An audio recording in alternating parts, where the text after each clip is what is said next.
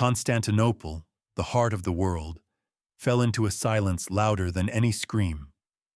On the cold marble steps of the Hagia Sophia, his emperor's greatest creation, sat an old man. His clothes were simple, those of a beggar, but his back was straight as a banner staff. But it wasn't poverty that held the gaze of the thousands passing by, forcing them to slow their pace and cover their mouths in horror. Their gazes were drawn to his eyes, or rather, to what remained of them. Two empty, dark sockets, the scars on his face seeming to have been burned there by injustice itself. The hand that once held a sword, that redrew the map of the world, from the deserts of Africa to the valleys of Italy, was now stretched out for alms. This was Flavius Belisarius, master of the armies of the East, consul, patrician, triumphant, the man who had returned the name of Rome to the West, the man who had reconquered the world for his emperor. And now, that world looked upon him through a veil of tears, pity, and primal fear. The question this sight posed was not merely one of politics or history. It was existential, eternal, aimed at the very nature of power and the human soul. Why? Why did Emperor Justinian, to whom this blind eagle had returned a lost empire, tear out his eyes? How could the greatest loyalty in history breed such calculated cruelty? Whether it is legend or not, the very fact of its existence points to a terrible unspoken truth, a paradox that demands an answer. To understand the depth of this fall, one must first measure the height from which he plunged, and look at the world he tried to piece back together from its fragments, a world where the shadow of great Rome hung over everyone like an unhealed wound. The world of the 6th century was a patchwork quilt, sewn from the remnants of past greatness and barbarian strength. The Western Roman Empire, that colossus with feet of clay, had officially collapsed in 476, but its agony had lasted for decades. In its lands, Germanic kings now ruled, Vandals in wealthy North Africa, Ostrogoths in the heart of the old empire, Italy, Visigoths in Spain, and Franks in Gaul. For them, Rome was both plunder and an unattainable ideal. They minted coins with the profile of the Eastern emperor and wore Roman titles, but they ruled by their own laws, creating a bizarre hybrid of civilizations. And in the East, in Constantinople, the new Rome, the Byzantine Empire lived on, seeing itself as the only legitimate heir to universal power. It was the last bastion of Roman statehood, Greek culture, and Christian faith. But its world was not stable. On the eastern border loomed the eternal nightmare of Sasanian Persia, a powerful and hostile civilization, an equal rival in the endless struggle for dominance in the Middle East. The Balkans were constantly torn apart by raids from Slavic, Hunnic, and Avar tribes, who swept like a wave of fire across once peaceful provinces. Within the empire itself, theological disputes raged, dividing society into irreconcilable camps. And in 527, a man of incredible ambition took the throne, Justinian. The nephew of a simple soldier who became emperor, he did not just want to rule. He dreamed of renovatio imperii, the restoration of the empire, the return of all lost lands to the scepter of Constantinople. It was a dream so vast, it bordered on madness, requiring more than just money and armies. It required a weapon that no one else had. It required a genius, and fate, in its ironic generosity, gave him just such a man. But Justinian did not yet know that the light of a genius could be so bright it would blind the emperor himself. He was not born to the purple. Flavius Belisarius, whose name would echo like thunder across 3 continents, came from Thrace or Illyria, the harsh Balkan lands that had for centuries supplied Rome with its best soldiers and toughest emperors. He was a product of the frontier, a place where civilization meets barbarism, where life is cheap and survival depends on a quick sword and a sharp mind. His family did not belong to the ancient senatorial aristocracy of Constantinople. He was a new man, whose career depended entirely on his own talents and the favor of his sovereign. This fact would become the key to his entire life. On one hand, it gave him boundless energy and a drive to prove his worth. He could not rest on the glory of his ancestors. On the other, it made him forever vulnerable in the eyes of the capital's nobility, who would always see him as an upstart, a crude soldier, albeit a brilliant one. His origin is not just a biographical detail. It is the foundation of his psychology. He is an outsider serving the very heart of the system. His loyalty to the emperor was not just a subject's duty. It was his only source of legitimacy. To betray Justinian would mean betraying himself, destroying the very foundation upon which his entire existence was built. Unlike the aristocrats, who could intrigue while relying on their clans and wealth, Belisarius had only his sword and his word.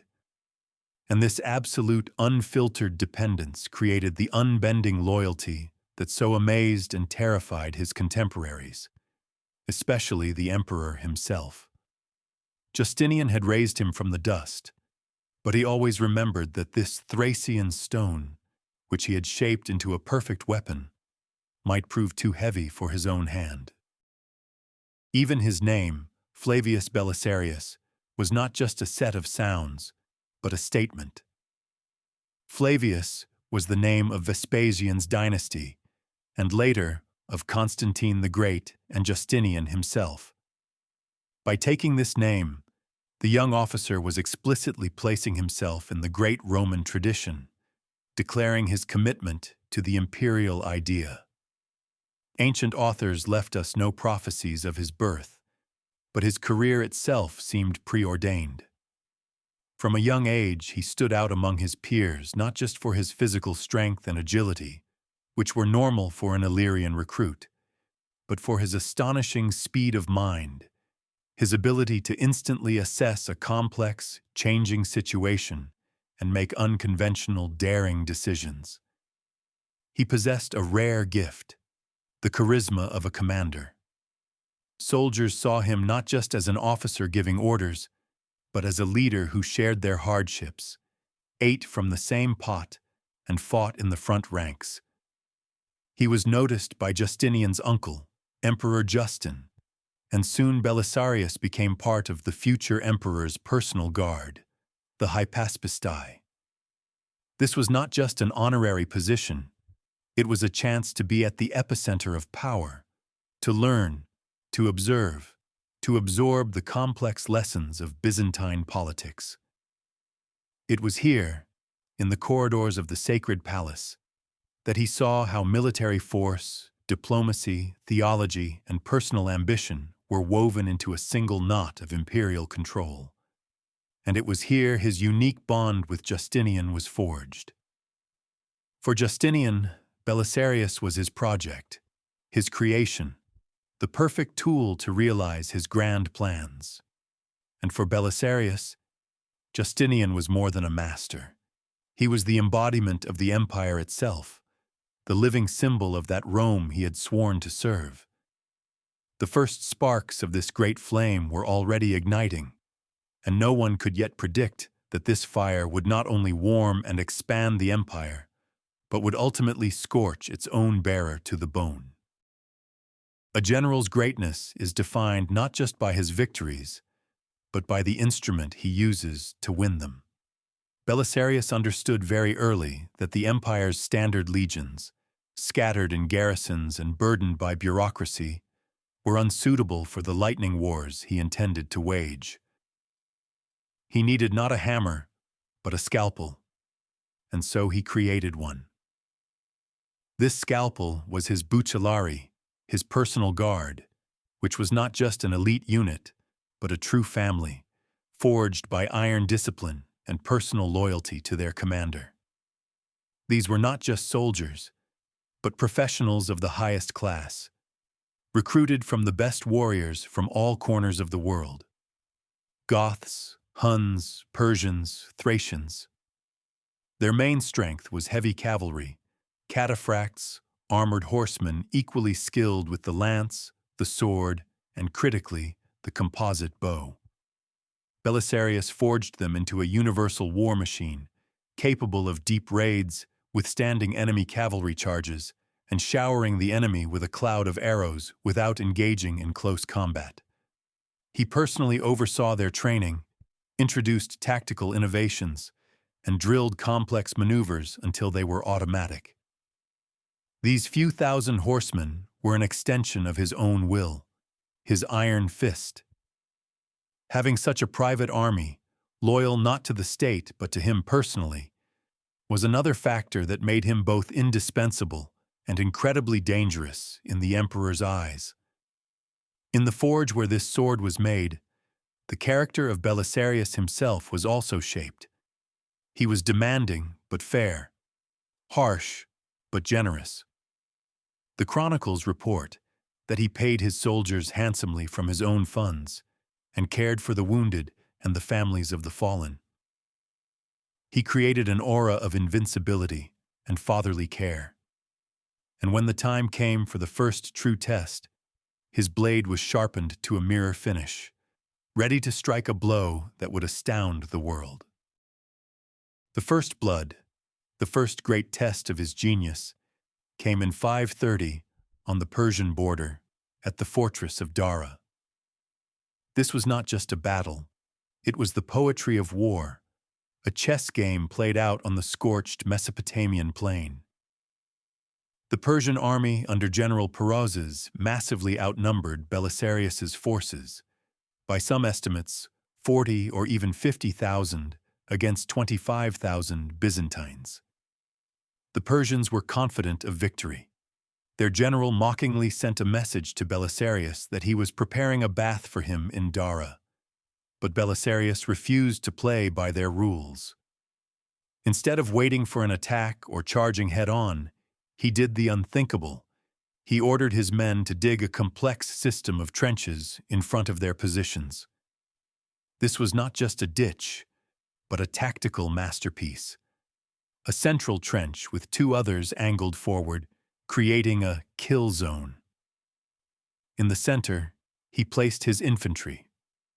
On the flanks, hidden behind the trenches, he placed his greatest strength, his elite cavalry, including units of Huns. When the Persians attacked, their famed heavy cavalry got bogged down trying to cross the ditches and fell under a crossfire from the Byzantine archers. Their attack sputtered. Perozes then threw his elite immortals at the Byzantine left flank. It seemed all was lost. But at that very moment, Belisarius, like a conductor, deployed his reserve. The hidden Hunnic cavalry slammed into the Persian flank and rear, causing panic and chaos. The Persian army, considered invincible, broke and fled. The victory was total and devastating. News of Dara spread throughout the empire. The young general had not just repelled an attack. He had humiliated the eternal enemy, using not brute force, but intelligence, cunning, and innovation. He had overturned the Persian chessboard. For Justinian, it was confirmation that he had found his sword. But for Belisarius himself, it was something more. He realized he was capable of winning not because of circumstances, but in spite of them. And that knowledge changed him forever. What truly drove this man? If his inner world could be reduced to one dominant theme, it would be loyalty. But Belisarius's loyalty was a complex, layered phenomenon that ultimately became both his cross and his curse. This was not the blind devotion of a slave to his master. It was a conscious, almost philosophical commitment to an idea. the idea of an eternal and unified Roman Empire, whose legitimate representative on earth was the emperor in Constantinople. For Belisarius, Justinian was not just a man of flesh and blood, with all his flaws and fears. He was a sacred institution, God's anointed. An attack on the emperor was, for him, tantamount to an attack on the world order itself, on the divine plan. This deep, almost religious conviction explains his actions, which contemporaries saw as either the height of nobility or the depths of naivety. When he was later offered the crown of the Western Empire, he would refuse without hesitation, because in his worldview, there could not be two emperors. He was a servant, not a master. Herein lay his inner demon and his secret motivation. He strove not for power itself, but for perfection in service. He wanted to be the ideal instrument in his master's hands, the sharpest sword, the strongest shield. And in this pursuit of the ideal, he ignored the human factor. He did not understand, or refused to understand, that his successes, his popularity with the troops, his almost superhuman talents, did not inspire mere gratitude in his master. They bred fear. In the Byzantine political system, where yesterday's general could be tomorrow's emperor, a man who did not want power was an anomaly, one who aroused even more suspicion than an obvious usurper. His loyalty was so absolute that it seemed unnatural, false. Justinian, a master of intrigue and suspicious by nature, simply could not believe such a man existed. He constantly searched his actions for a hidden motive, a second agenda, preparations for betrayal. And this chasm of misunderstanding between the servant for whom loyalty was the essence of his being and the master for whom suspicion was the essence of power grew wider with every one of Belisarius's victories. The true baptism by fire for the alliance of Justinian and Belisarius was not a battlefield, but the streets of Constantinople itself in January of 532. The Nika revolt erupted like a spark in a powder keg. It began as a common brawl between chariot racing factions at the Hippodrome, the Blues and the Greens, but quickly escalated into a full-scale rebellion against tax oppression, corruption, and the emperor himself. The entire city was engulfed in flames. The mob burned half the capital, including the first Hagia Sophia. In the Hippodrome, now the revolution's headquarters, a new emperor, Hypatius, was proclaimed. Justinian was broken. He locked himself in the palace. His advisors urged him to flee, and a ship was already waiting in the harbor. It seemed his reign was over. And at that moment, two figures stepped forward to change the course of history.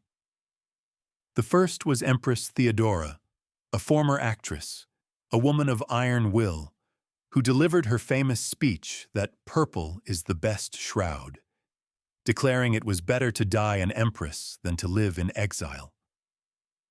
Her words gave Justinian courage. The second figure was Belisarius. Along with another general, Mundus, he was ordered to crush the rebellion. It was an almost impossible task. He had only a few thousand loyal soldiers against hundreds of thousands of enraged rioters. But Belisarius acted with his usual decisiveness and cold blood. He secretly led his troops to the Hippodrome, blocked the exits, and unleashed a horrific massacre. Chronicles report 30, even 40,000 dead. Blood flowed like a river down the marble steps of the Hippodrome. By evening, the revolt was drowned in blood. Belisarius had saved the throne for Justinian. He had not just suppressed a riot, he had physically annihilated the opposition and given the emperor absolute, indisputable power. That day bound their fates in a bloody knot. Justinian now owed him everything, but it was from that moment that gratitude began to mix with terror. The emperor had seen firsthand what this calm, devoted man was capable of. He had seen his ruthless efficiency. After the throne was secured with blood in the hippodrome, Justinian could finally return to his great dream, the restoration of the empire. The first target chosen was the Vandal kingdom in North Africa. It was the wealthiest region, the empire's breadbasket, but the campaign looked like a gamble. The memory of a massive Byzantine fleet's failure in the 5th century was still fresh, but Belisarius took on the task. In the summer of 533, he sailed from Constantinople with a relatively small army, about 15,000 soldiers. Everyone predicted his defeat, but from the start, the campaign did not follow the rules.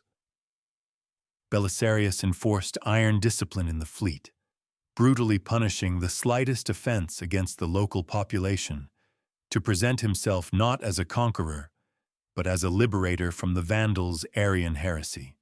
Landing on the African coast, he did not besiege cities, but marched swiftly straight for the capital, Carthage. The Vandal king, Gelimer, was caught completely off guard. He tried to set an ambush 10 miles from Carthage, but due to poor coordination, his plan failed. Belisarius defeated the Vandal forces piecemeal and entered Carthage in triumph, where he reportedly sat on Gelimer's throne and ate the dinner prepared for the Vandal king. Gelimer gathered a new army and gave battle at Trichamarum. Once again, Belisarius's military genius prevailed. His cavalry shattered the superior Vandal forces, and Gelimer, seeing his brother's death, lost heart and fled. The entire war, which was expected to take years, was over in months. North Africa, one of the richest provinces, was returned to the fold of the empire. This was not just a victory, it was a miracle, a blitzkrieg that stunned the entire Mediterranean world. Belisarius had not just followed an order, he had exceeded the wildest expectations, and his glory, like the morning sun, began to rise so high that it started to cast a shadow on the emperor himself.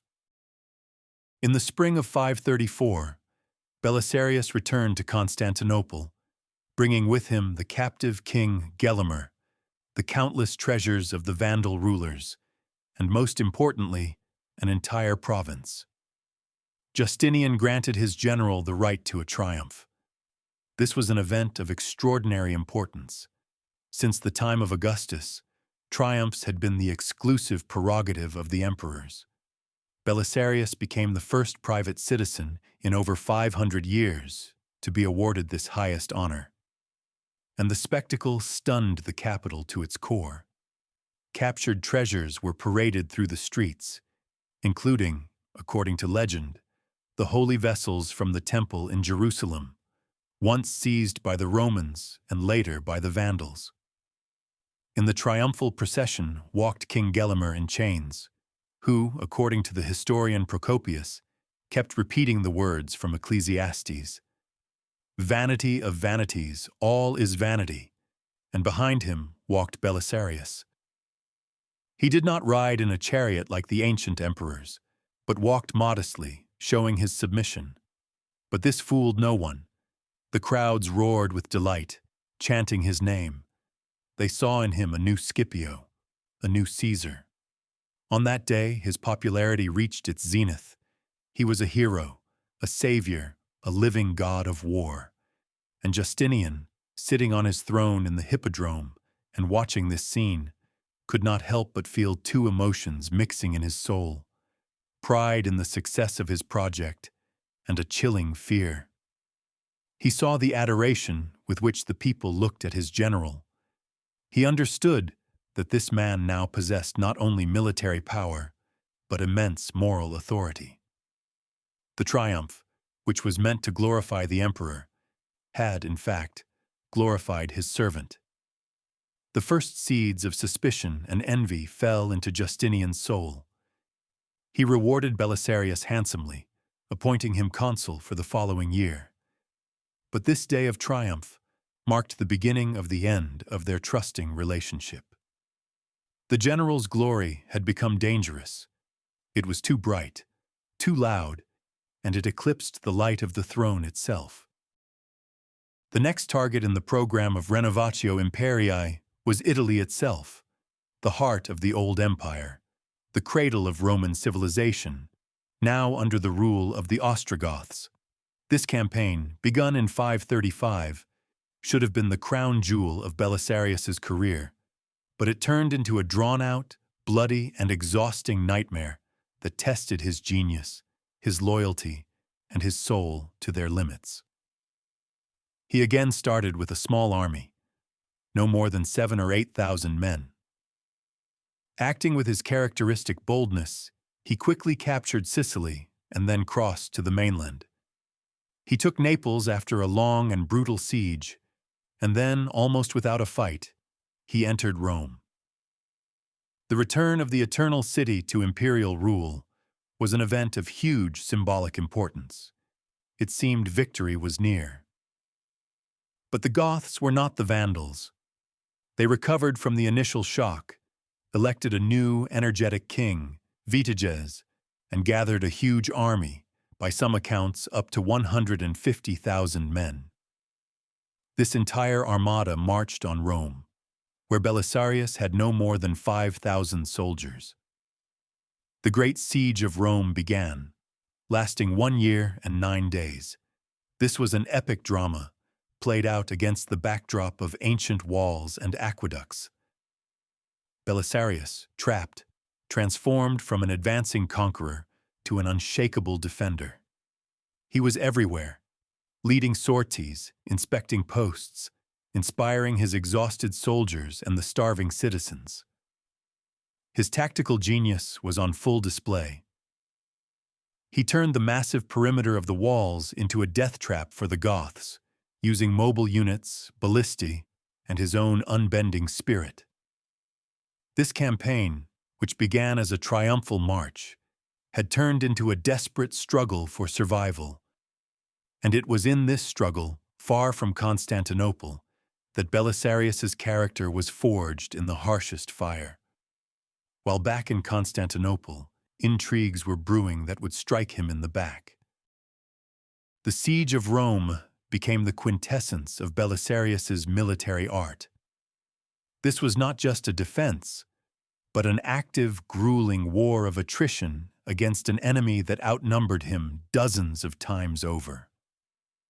The historian Procopius of Caesarea, an eyewitness to these events, left us vivid descriptions of the heroism and despair of those days. The Goths, confident in their numbers, launched an all-out assault. They built massive siege towers that moved slowly toward the walls like monsters from ancient myths. But Belisarius was ready. He ordered his archers to aim not at the warriors, but at the oxen pulling the towers.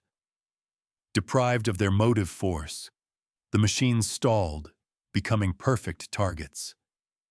When the Goths tried to cross the Tiber, the Byzantines used the river as a weapon, sending flaming rafts downstream to burn the enemy's boats.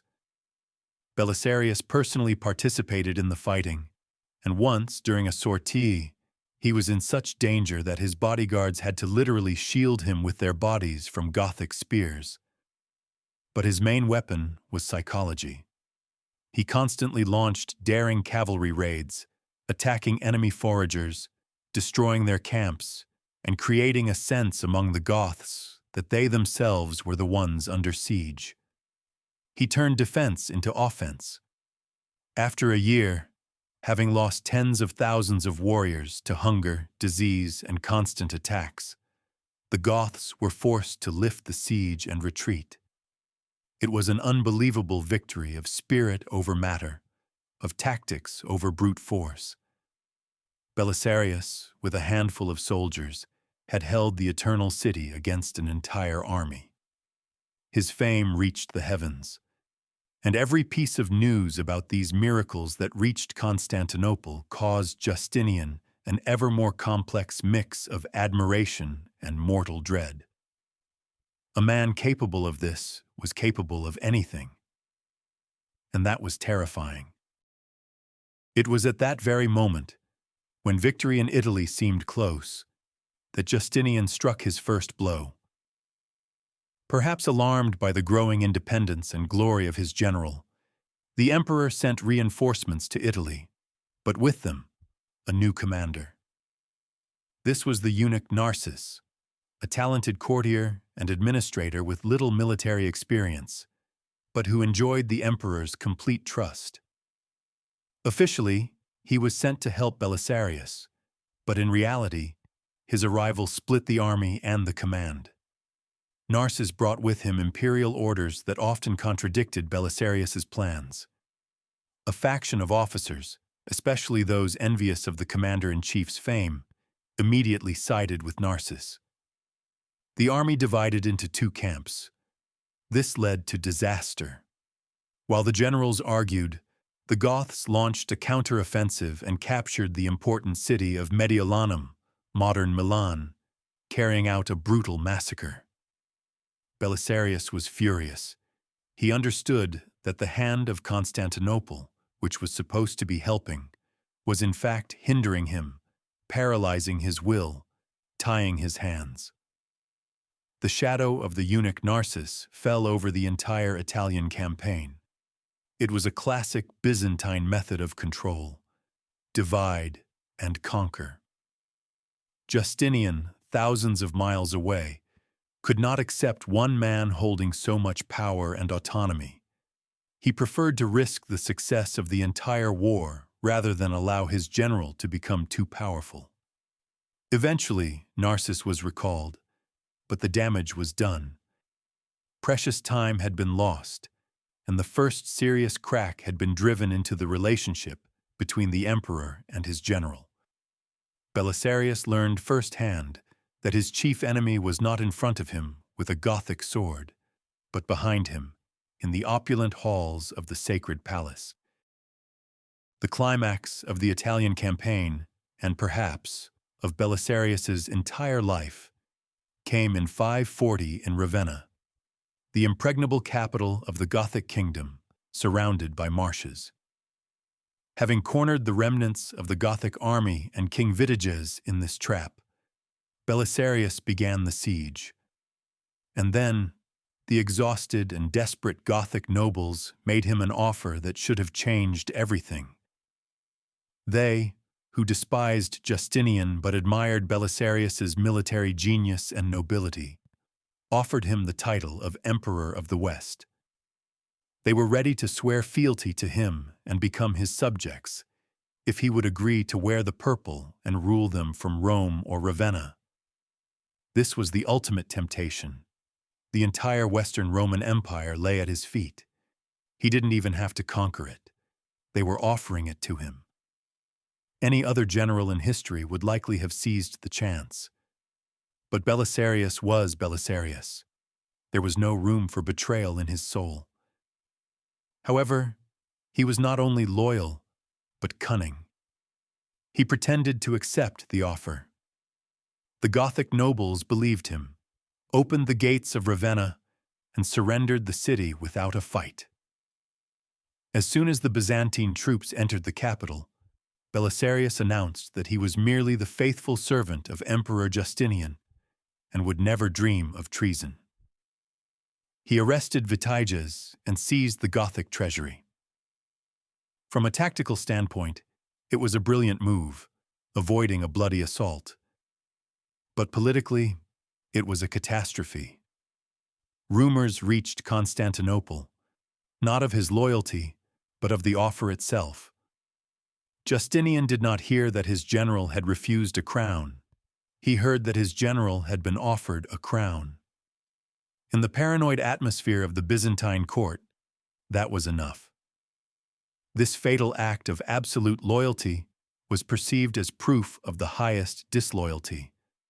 After all, if the enemy loves your general so much that they are willing to make him their king, it means he is dangerous. For Justinian, this was the final proof.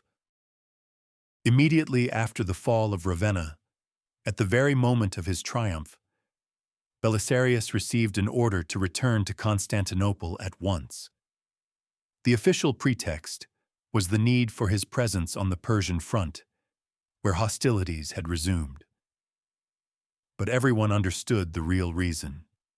He was being recalled. This time there was no triumph, no celebration, no gratitude. His return was handled like a routine rotation of command. He brought with him the captive Gothic king and a rich treasury, but instead of honors, he was met by a cold, polite wall of alienation. Justinian received him and heard his report, but the old trust was gone from the emperor's eyes. Belisarius was the hero who had conquered Italy, but he was not allowed to finish his work. Soon after his departure, Gothic resistance flared up with new strength under a new, far more talented and charismatic leader, Totila. The victory that had been within his grasp began to slip away. The cold reception in the capital was a terrible blow to Belisarius. He, who had risked his life for the emperor's glory, was treated as a potential traitor. The seal of suspicion was now upon him, an indelible stain. He was still the most famous man in the empire, but at the palace, he was persona non grata. He was surrounded by spies. His words were repeated and twisted, his every action scrutinized. He was denied the chance to reap the fruits of his great victory. He was pushed aside, left in a state of honorable but powerless oblivion. It was the first of many humiliations he would have to endure. The emperor had not punished him, but he had confiscated the most precious things he had: his glory and his honor. Instead of allowing him to secure his success in Italy, Justinian sent Belisarius to the east, to the Persian border.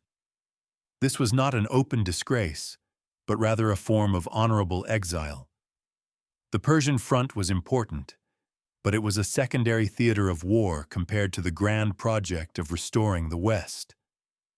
There was no chance here for loud, triumphant victories. It was a sluggish, positional war of sieges, raids, and minor skirmishes. Justinian had moved his overly popular general out of sight, sending him where his fame would not grow and might even fade. For several years, Belisarius waged this thankless war. He operated with his usual skill, holding back the Persian Shah Khosrow, recapturing fortresses. But it was the work of a craftsman, not an artist. He was deprived of resources, his army was small, and he constantly felt the distrust from the capital. This was a period of deep internal crisis. The man of action, accustomed to redrawing the map of the world, was forced to patch holes on a minor front. He watched as his great work in Italy crumbled, as the Goths under Totila reconquered city after city, undoing all his titanic efforts. And he was powerless to do anything. This exile was not just a geographical move, it was psychological pressure, a way to break his will, to make him feel his total dependence on the emperor's mercy. Justinian seemed to be saying, "You are great only when I allow you to be great. Without my will, you are nothing." But even in this exile, Belisarius remained Belisarius. He faithfully carried out his duty to the end, giving the emperor not the slightest reason to doubt his loyalty. While Belisarius fought on the battlefield, no less fierce battles were unfolding in the corridors of the imperial palace in Constantinople. And the main players here were women. Two figures dominated all others: Empress Theodora and Antonina, Belisarius's wife. Theodora, a former dancer and courtesan who became the most powerful woman in the world, was a complex and contradictory figure. She possessed an iron will, a sharp mind, and absolute devotion to her husband, Justinian. She was his co-ruler, his closest advisor, and her influence on state affairs was enormous. Antonina, in turn, was a close friend of Theodora, having come from the same background. She was ambitious, domineering, and according to the chronicles, unfaithful to her husband. Their friendship gave Antonina immense power at court. This female tandem created a complex web of intrigue. Antonina often acted as Theodora's unofficial agent in her husband's camp, reporting to the Empress on his moods and plans. The relationship between Belisarius and Antonina themselves was turbulent. Procopius, in his Secret History, describes a scandalous episode where Belisarius caught his wife cheating with his adopted son, but under pressure from Theodora, was forced to forgive her and even execute the servants who had informed on her. This episode, whether true or not, illustrates the general's humiliation and powerlessness against the palace cliques. He could command armies, but he could not control his own household. Theodora, it seems, did not trust Belisarius and saw him as a potential threat. Perhaps she feared that after the death of the childless Justinian, the army would proclaim their beloved commander as emperor. Therefore, she and Antonina constantly plotted to keep him in check, undermine his authority, and prevent him from concentrating too much power in his own hands. Belisarius was thus fighting on two fronts, against the empire's enemies on the battlefield and against invisible enemies in silk robes at the very throne. In 541, a catastrophe struck the empire that made wars and intrigues seem like minor troubles. From Egypt came the Justinian plague, the first recorded pandemic of bubonic plague in history. It was an apocalypse. The Black Death cut down everyone without distinction, rich and poor, soldier and priest.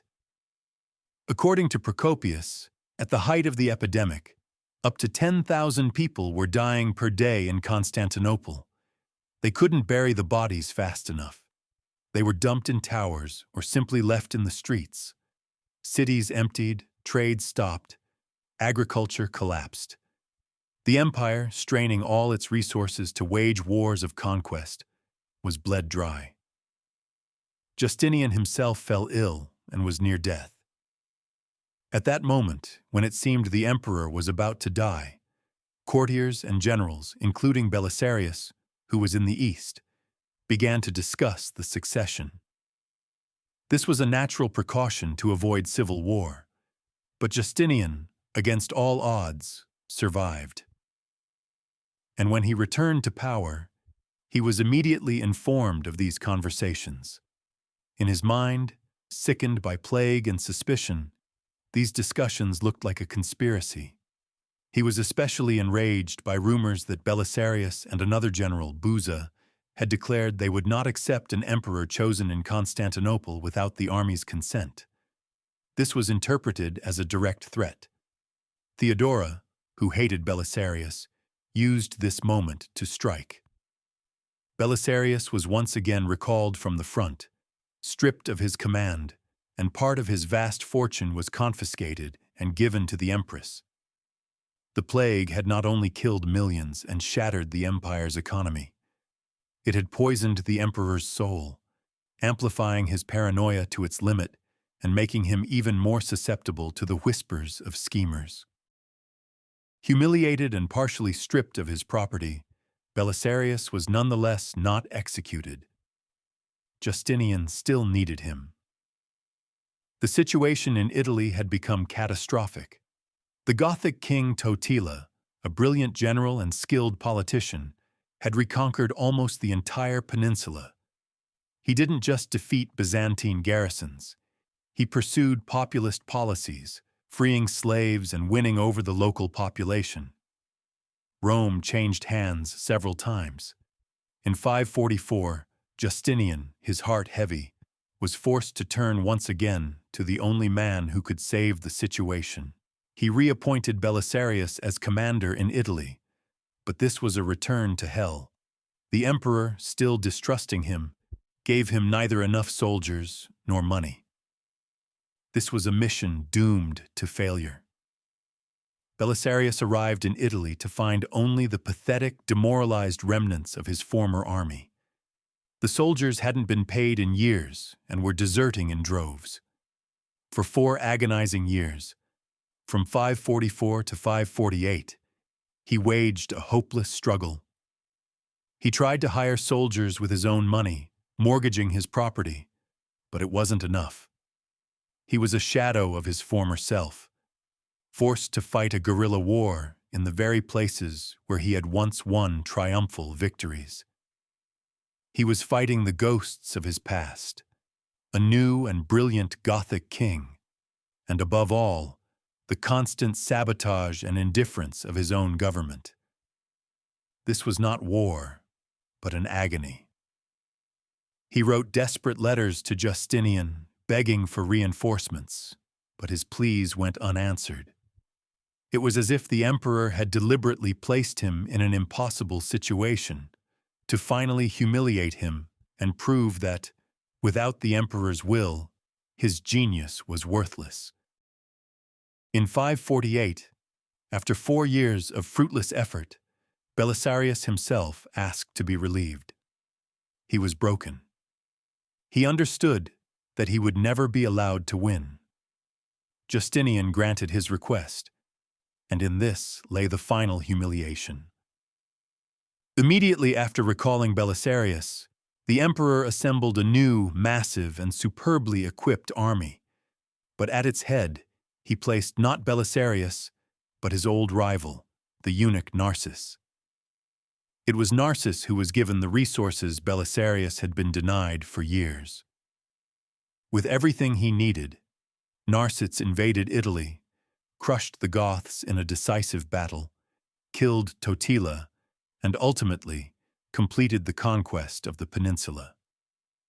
The victory that Belisarius had begun, which he had paid for with his blood, sweat, and years of humiliation, was gifted to another. This was done deliberately, to show the entire empire that it was not the genius of a single general that won, but the will and power of the emperor. Narses was the perfect instrument. He was absolutely loyal, had no political ambitions, and was not popular with the people. He was safe. The triumph of Narses was the final nail in the coffin of Belisarius's military career.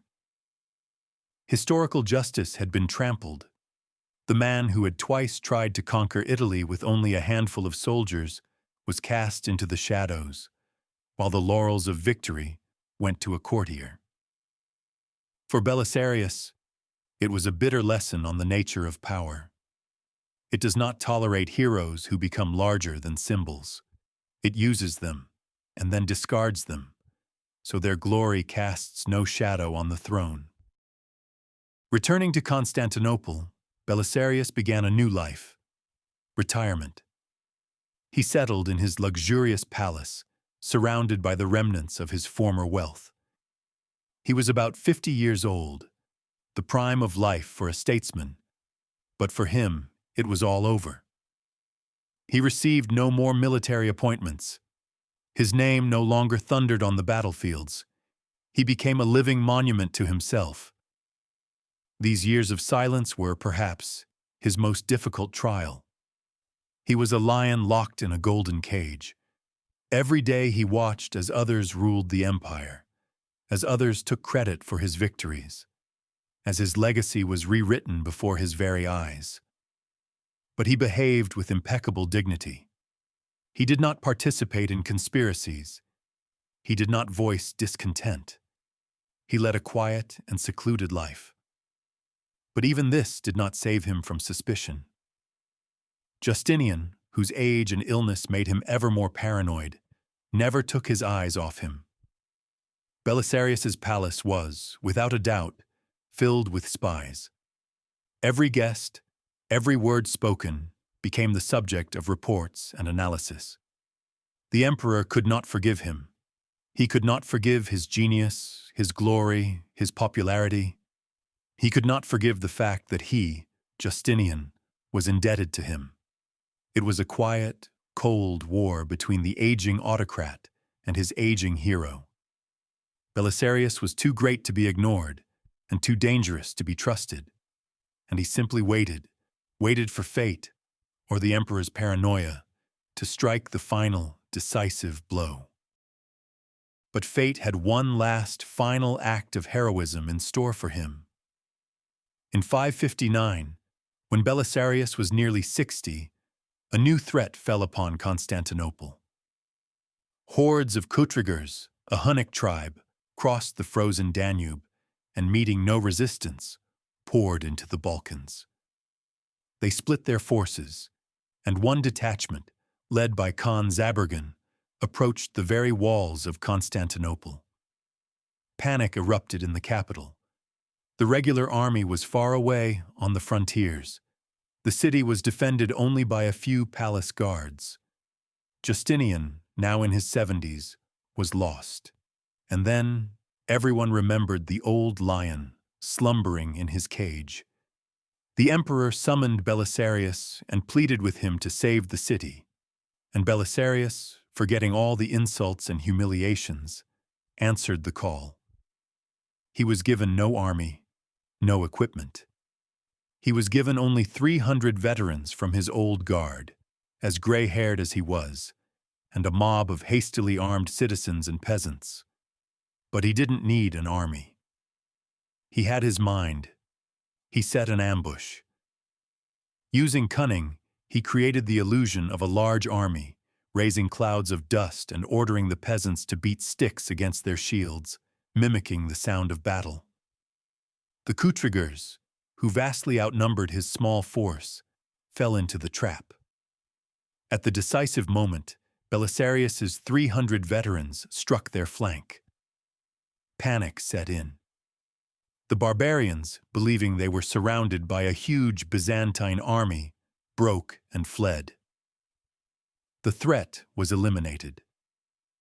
Belisarius, the old, gray-haired, almost forgotten man, had saved the capital of the empire with a handful of comrades.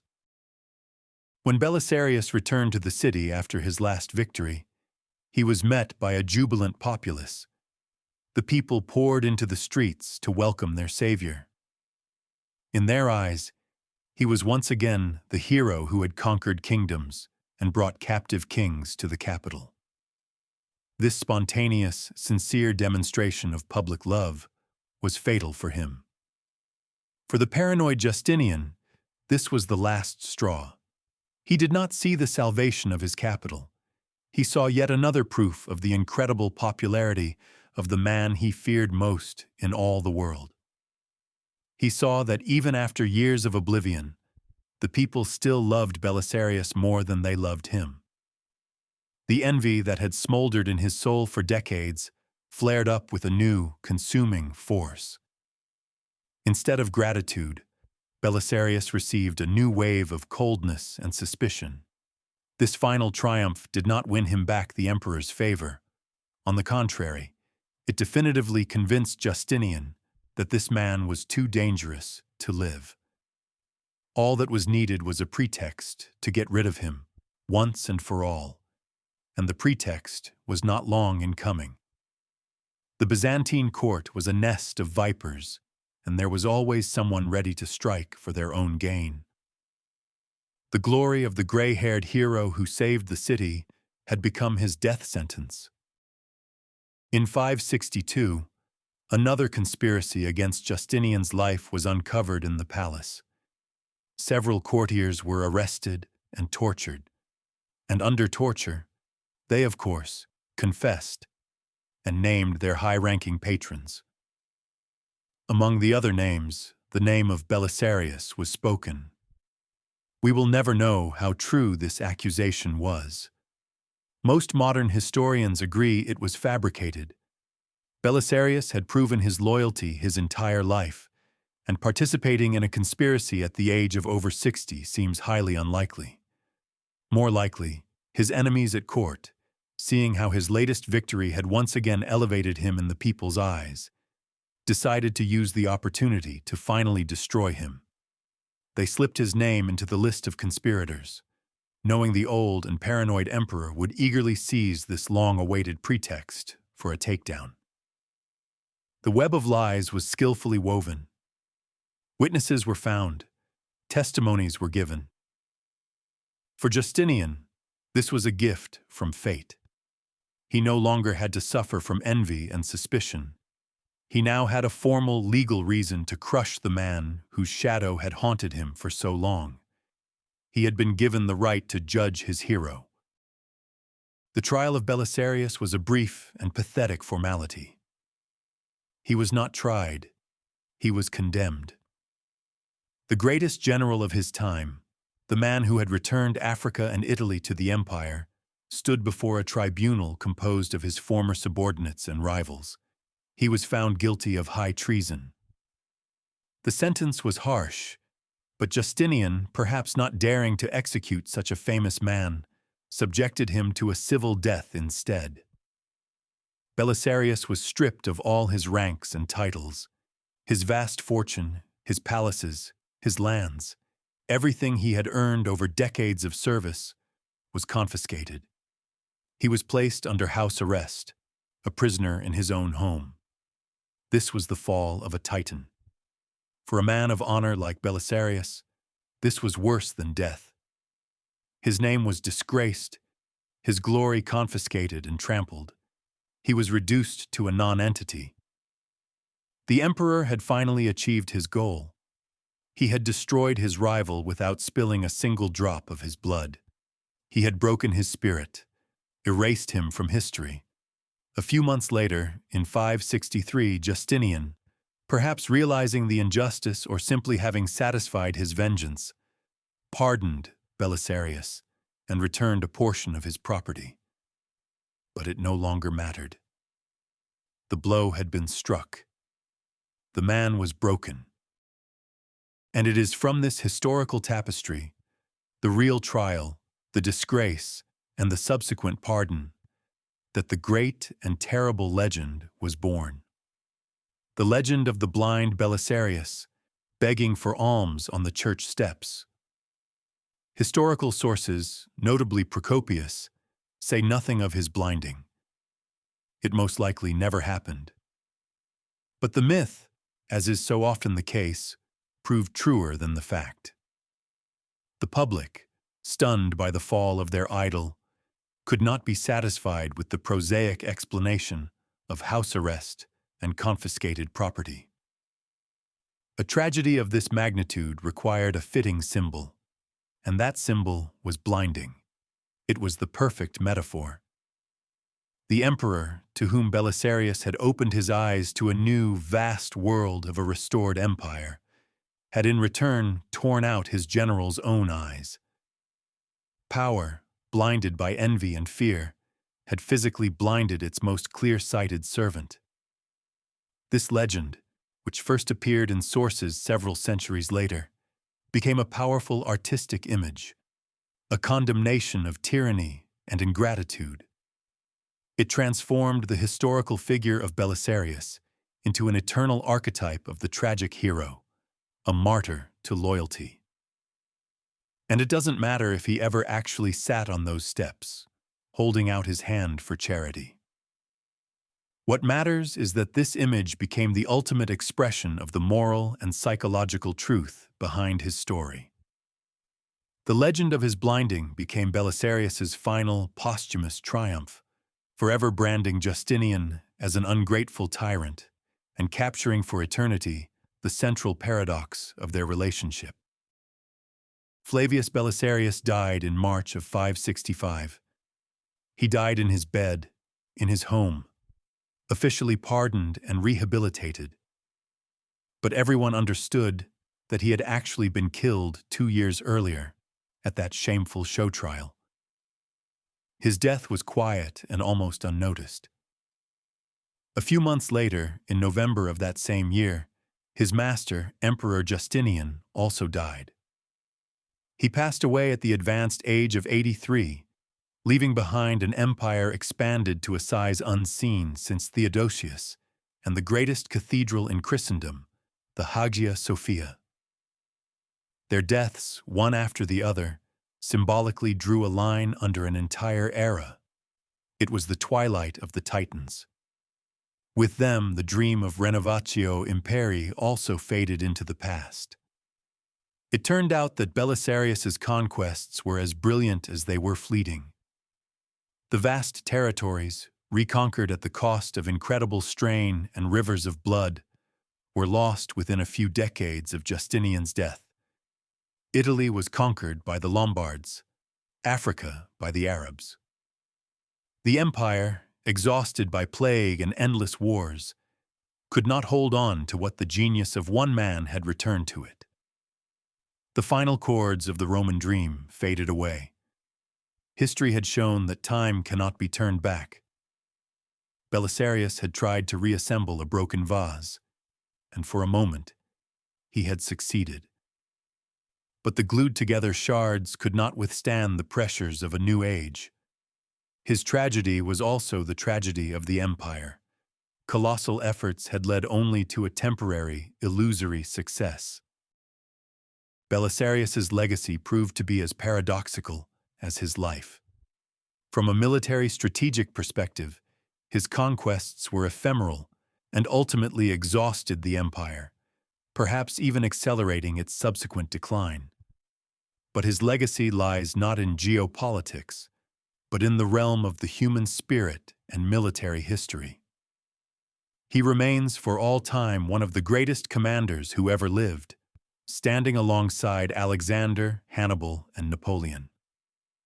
His campaigns are studied in military academies to this day as models of tactical genius, flexible thinking, and the ability to win in the most hopeless situations. But his moral legacy proved even more important. He became the eternal symbol of loyalty taken to its absolute, and the tragic victim of that loyalty. His image became an everlasting lesson about power and its corrosive effect on the human soul. He became both warrior and martyr. For later Byzantine generations, he was both a role model and a cautionary tale. And in Western Europe, his figure, refracted through the legend of the blind beggar, became a popular subject in Renaissance and Enlightenment art and literature, a symbol of the innocently condemned, noble hero. He lost his battle against the emperor's paranoia, but he won the battle for immortality.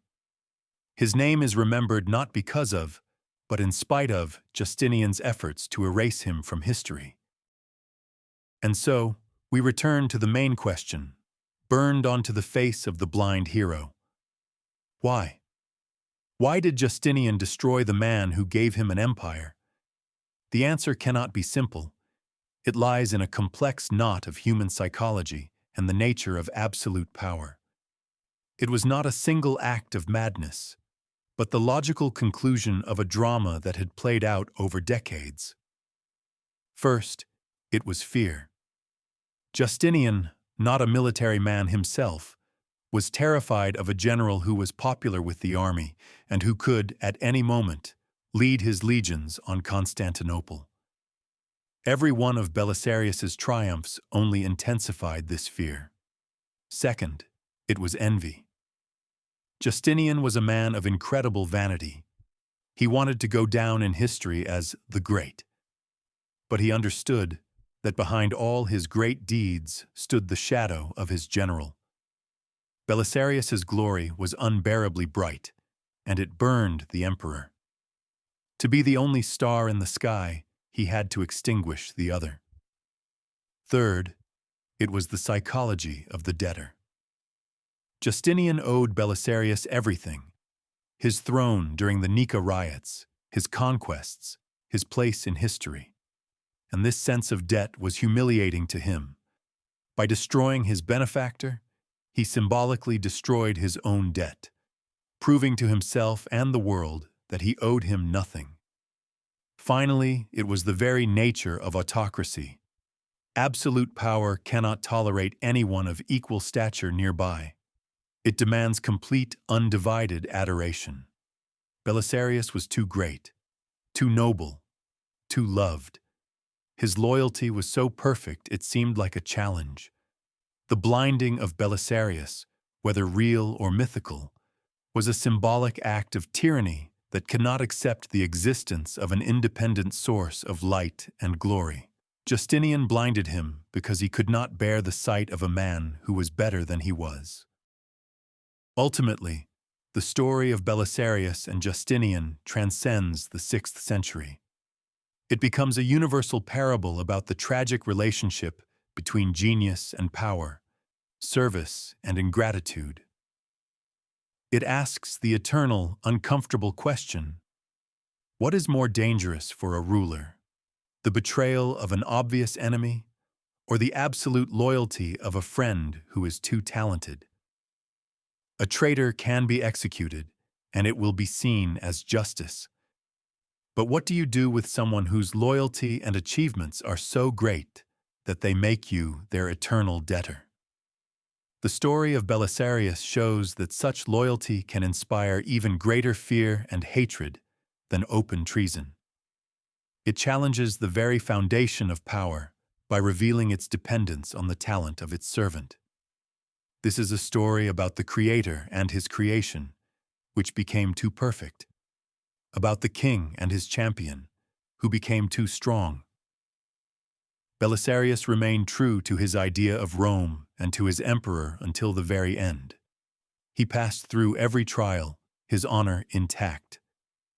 But his fate leaves us with a bitter and profound reflection. Perhaps, in a world of absolute power, the most dangerous thing is to be indispensable. For he who cannot be replaced becomes he who must be destroyed.